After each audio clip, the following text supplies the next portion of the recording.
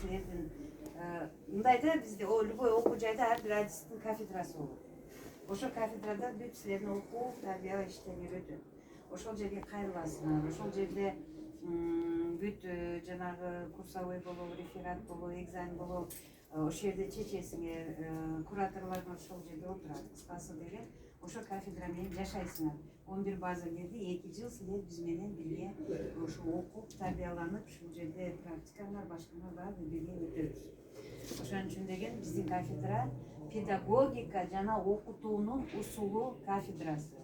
Кто на русском языке? Кафедра педагогики и методики преподавания.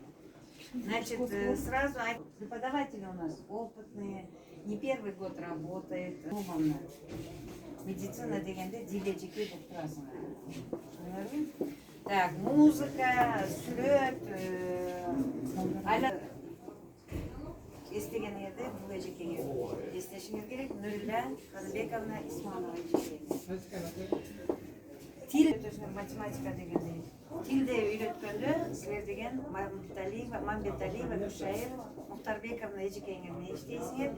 Эжекеңер тилди үйрөтөт, тилди окутуунун методикасын үйрөтөт. Ар бир сабакты ошону методика деп коебуз. Методика языка Киева Умида Халбаевна. Так, анан дагы бир багытыбыз бар, Тану деген биолог эжекейибиз бар. Бирок башка сабактарда катуу өткөрөт.